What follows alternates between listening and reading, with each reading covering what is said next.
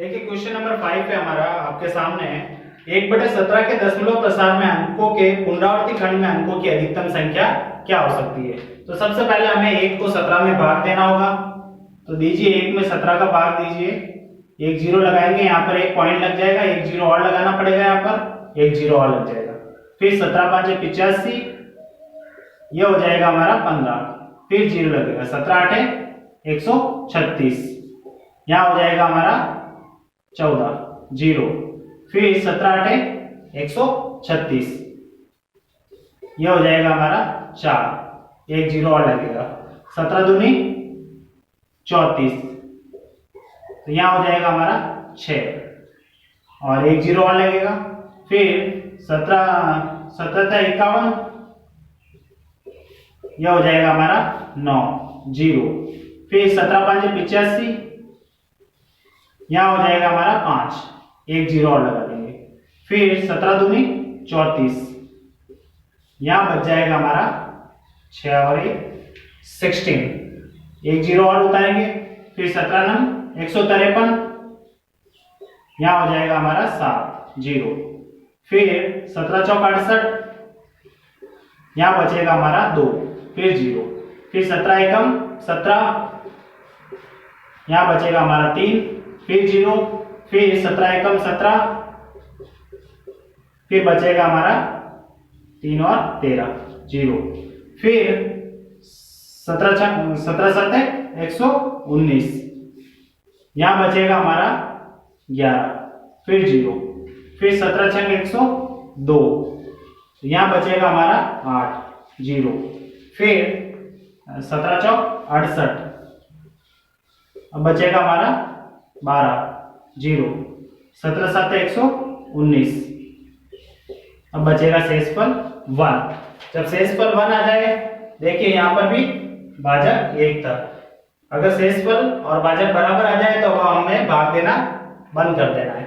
अब ये संख्या देखिए कितनी है, जो भागफल 1 2 3 4 5 6 7 8 9 10 11 12 13 14 15 16, जो पुनरावृत्ति खंड है, जो हमारा पुनरावृत्ति खंड है, इसमें अंकों की जो अधिकतम संख्या है वो कितनी है 16।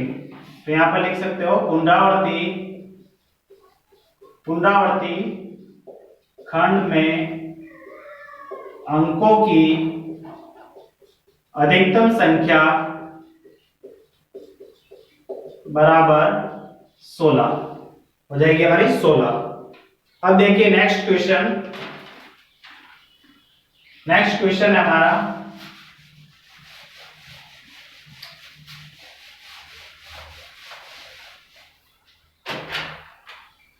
क्वेश्चन नंबर 6 है हमारा, P अपॉन Q के रूप में परिमेय संख्या के अनेक उदाहरण दीजिए, और जहां पर P और Q पूर्णांक हो और एक के अतिरिक्त अन्य कोई भी उभयनिष्ठ गुणनखंड नहीं हो, और जिसका दशमलव प्रसार भी शांत हो। क्या आप यह अनुमान लगा सकते हैं तो Q को कौन सा गुण यहाँ पर संतुष्ट करता है। तो देखिए 6 नंबर क्वेश्चन को हम देखेंगे कि उदाहरण देने, उदाहरण के लिए हम ले सकते हैं, उदाहरण के लिए 5/2 7/4 17/10 12/5, इस तरह के उदाहरण हम कई उदाहरण ले सकते हैं जिनका दशमलव प्रसार शांत है। देखिए 5/2, अगर 5 को हम 2 में भाग देंगे तो हमारे पास आएगा 2.5, जिसका दशमलव प्रसार शांत है, और इनमें उभयनिष्ठ जो गुणनखंड है वो एक के अतिरिक्त कोई भी उभयनिष्ठ गुणनखंड नहीं है। देखिए 5 के गुणनखंड 5 × 1, 2 के गुणनखंड 2 × 1, जिसमें देखिए एक दोनों में उभयनिष्ठ गुणनखंड जो है वो एक ही है, एक के अतिरिक्त और कोई भी उभयनिष्ठ गुणनखंड नहीं है, और दशमलव प्रसार भी यहाँ पर शांत है। तो ये हो जाएगा एक उदाहरण। तो ये हो गया हमारा 7/4, 7 को अगर 4 में भाग दें तो देखिए 7 के गुणनखंड तो हो गए 7 × 1, और 4 के गुणनखंड हो जाएंगे हमारे 2 × 2। तो यहाँ पर एक भी मल्टीप्लाई कर सकते हैं, 2 दूनी 4 और 1 को मल्टीप्लाई करेंगे तो वही आएगा, 4 ही आएगा। यहाँ पर देखिए उभयनिष्ठ गुणनखंड भी है एक, और 7 को अगर 4 में अगर भाग देंगे तो 4 एकम 4, और बचा हमारा 3, और 4 7 28, और 2 बच गया हमारा, और 4 5 20। तो इसका दशमलव प्रसार भी यहाँ पर शांत है और इन दोनों में उभयनिष्ठ गुणनखंड जो है वो एक ही है। देखिए अगला जो हमारा एग्जाम्पल है 17/10। अगर 17 को हम 10 में भाग दें तो देखिए यहाँ पर क्या हो जाएगा, एक जीरो हटेगा तो यहाँ पर 1.7। इसमें देखिए 10 का अगर हम गुणनखंड निकाले, यहाँ पर देखिए यहाँ पर 17 इंटू 1 होगा। यहाँ पर अगर 10 का गुणनखंड निकाले तो हमारे पास क्या हो सकता है, देखिए यहाँ पर 10 का अगर गुणनखंड लेंगे यहाँ पर तो 2 5 10 और 5 एकम 5, मतलब 2 इंटू 5 गुणनखंड हो सकता है, 2 इंटू 5, जिसमें उभयनिष्ठ गुणनखंड कितना आ रहा है, 1 को गुणा करेंगे तो 1 यहाँ पर उभयनिष्ठ गुणनखंड आ रहा है और 2 और 5 इसके गुणनखंड है। तो ये हो जाएगा हमारा 1.7 जो कि दशमलव प्रसार शांत है और इनमें एक ही उभयनिष्ठ गुणनखंड है। देखिए नेक्स्ट एग्जांपल देखिए 12/5। 12 के गुणनखंड ले लेंगे हम। देखिए यहाँ पर 12 के गुणनखंड ले लो आप, 2 छंग 12, 2 तिया 6 और 3 एकम 3। तो हो जाएंगे हमारे 2 इंटू 2 इंटू 3 इंटू हम 1 लिख सकते हैं, 1 से मल्टीप्लाई कर सकते हैं। 5 के गुणनखंड 5 ही होंगे, 5 इंटू 1 कर दो। तो 1 यहाँ पर क्या है, उभयनिष्ठ गुणनखंड है जो कि दोनों में आ रहा है। इसके अतिरिक्त और कोई भी उभयनिष्ठ गुणनखंड यहाँ पर नहीं है और इनका दशमलव प्रसार निकालते हैं हम। 5 को 12 में अगर भाग देंगे तो 5 दूनी 10 और 2 बच गया यहाँ पर, 2 और 0, 5 चौक 20, 2.4। इसका दशमलव प्रसार भी हमारे पास शांत है। अगर हम ऐसा एग्जाम्पल है, मान लीजिए यहाँ पर अगर मैं एग्जाम्पल लूँ 9/6, 9 में अगर 6 को भाग दूं तो यहाँ पर आ जाएगा 6 कम 6 और 3 6 बन जाए 30। यहाँ पर इसका दशमलव प्रसार तो शांत है, परंतु यहाँ पर अगर उभयनिष्ठ गुणनखंड निकाले हम 9 और 6 में तो देखिए 9 के गुणनखंड हो जाएंगे हमारे 3 तिया 9, 3 एकम 3, यानी कि 3 इंटू 3 इंटू 1 कर सकते हैं। 6 का जो गुणनखंड हम निकाले अगर तो देखिए यहाँ पर 2 तिया 6 और 3 एकम 3, तो 2 इंटू 3 इंटू 1 कर सकते। तो यहाँ पर जो उभयनिष्ठ गुणनखंड है एक के अतिरिक्त 3 भी यहाँ पर उभयनिष्ठ गुणनखंड में आ गए यहाँ पर, इसीलिए ये एग्जाम्पल हम नहीं दे सकते हैं, ये एग्जाम्पल नहीं होगा क्योंकि इसमें उभयनिष्ठ गुणनखंड 2 आ रहे हैं, एक के अतिरिक्त और भी उभयनिष्ठ गुणनखंड आ रहे हैं, तो हम ये एग्जाम्पल दे सकते हैं। अब इसमें हमें ये बताना है कि Q को कौन सा गुण यहाँ पर संतुष्ट कर रहा है। तो यहाँ पर Q देखिए, यहाँ पर देखिए Q, यहाँ पर देखिए आप इस एग्जांपल में, और इसमें Q देखिए और यहाँ पर देखिए, ये सभी जो हैं या तो 2 की घात है, यहाँ पर देखिए ये 2 की पावर m के रूप में, या फिर 2 की पावर n के रूप में। देखिए यहाँ पर 2 की पावर m के रूप में, यहाँ पर भी 2 की पावर m के रूप में, यहाँ पर 5 की पावर n के रूप में। तो हम ये कह सकते हैं कि जो Q है वो 2 की पावर m या फिर 2 की पावर n, 5 की पावर m या फिर 2 की पावर m और 5 की पावर n के गुणनखंड के रूप में होगा, गुणनखंड के रूप में होगा। देखिए यहाँ पर सभी में देखिए 2, यहाँ पर 2 के गुणनखंड के रूप में, यहाँ पर भी 2 के गुणनखंड के रूप में, यहाँ पर 2 और 5 के गुणनखंड के रूप में, और यहाँ पर 5 के गुणनखंड के रूप में। तो या तो 2 के गुणनखंड के रूप में होगा, या फिर 5 के गुणनखंड के रूप में होगा, या फिर 2 और 5 के गुणनखंड के रूप में होगा। तो देखिए क्वेश्चन नंबर हमारा नेक्स्ट क्वेश्चन है, अगला क्वेश्चन नंबर 6 है, नहीं सॉरी 7। क्वेश्चन नंबर 7 है हमारा। हमें क्या करना है, उदाहरण देना है। हमें ऐसी 3 संख्याएं लिखना है जिनका दशमलव प्रसार अनवसानी हो और अनावर्ती हो।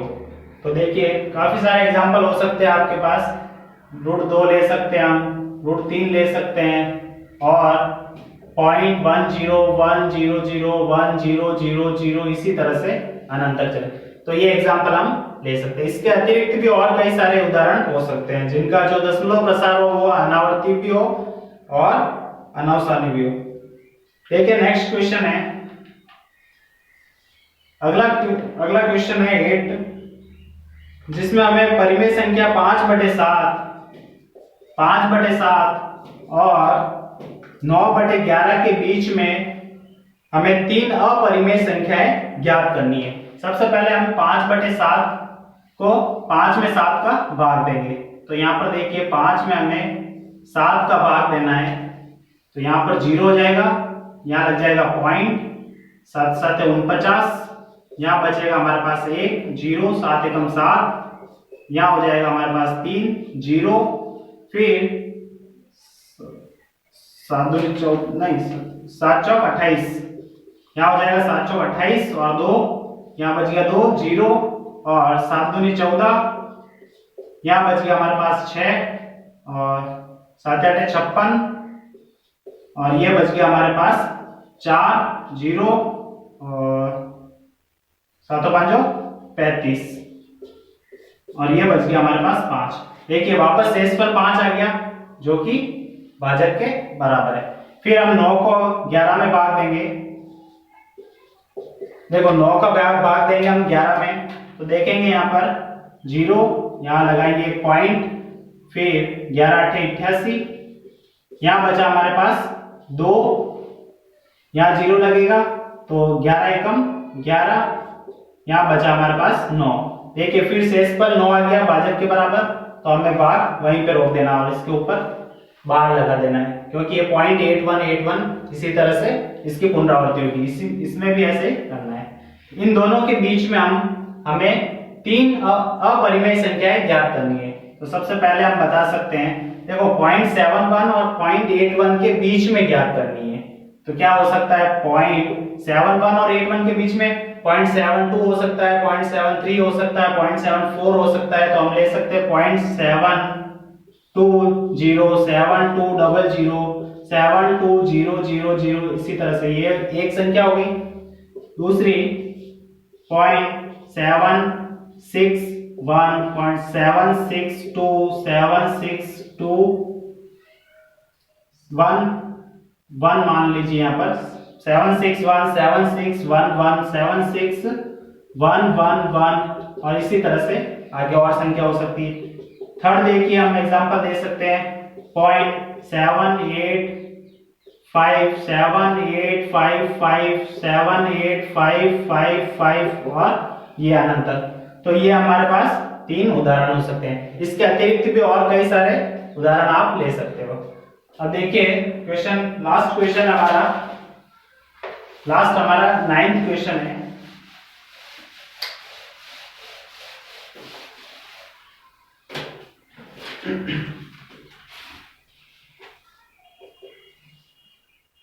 नाइन्थ का हमारा जो फर्स्ट पार्ट है, इसमें हमें ये बताना है कौन सी संख्या है परिमेय और कौन सी अपरिमेय।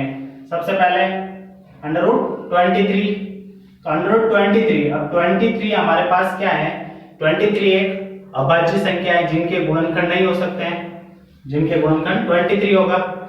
और इसका अगर हम वर्गमूल निकालें तो √23 होगा। और तो ये क्या हो जाएगी, ये क्योंकि इसके गुणनखंड नहीं हो सकते तो ये हो जाएगी अपरिमेय संख्या। अब देखिए नेक्स्ट क्वेश्चन है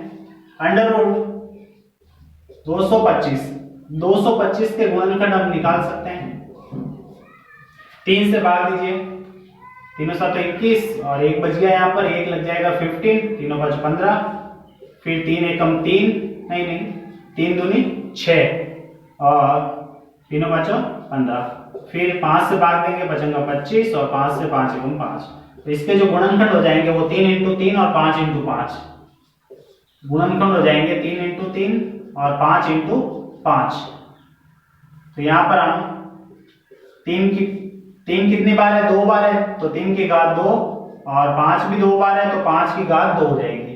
अब स्क्वायर से हमारा अंडररूट कैंसिल हो जाता है, स्क्वायर से वर्गमूल कैंसिल हो जाएगा तो 3 × 5 बच जाएगा, तो 3 5 हो जाएगा हमारे पास 15 और 15 क्या है, परिमेय संख्या है। देखिए नेक्स्ट हमारा थर्ड 0.3796। अब देखिए ये शांत है क्योंकि ये अनंत तक आगे तक नहीं चल रही है, 4 डिजिट में इसका अंत हो गया है। पॉइंट के बाद 4 डिजिट में जब अंत हो गया तो ये शांत है, और शांत क्या होती है, परिमेय संख्या। ये हो जाएगी परिमेय संख्या। 4 देखिए 7.478478 और इसी तरह आगे चलेगी। अब देखिए यहाँ पर पॉइंट के बाद कोई भी खंड यहाँ पर, चाहे वो 1 डिजिट का, 2 डिजिट, 3 डिजिट का खंड, यहाँ पर कोई भी रिपीट नहीं हो रहा है, यानी कि पुनरावृत्ति नहीं हो रही, तो ये हो जाएगी अशांत है। और अनावर्ती है तो ये हो जाएगी अपरिमेय संख्या, अपरिमेय संख्या। 5th देखते हैं हम 1.101001000 और 1000001 और इसी तरह अनंत तक। ये भी क्या है, इसमें भी कोई भी खंड जो है वो रिपीट नहीं हो रहा है, तो ये हो जाएगी हमारी अनवसानी और अनावर्ती, इसमें भी किसी की आवर्ती नहीं हो रही है, तो ये हो जाएगी हमारी अपरिमेय संख्या। तो ये हमारा कंप्लीट हो गया एक्सरसाइज 1.3।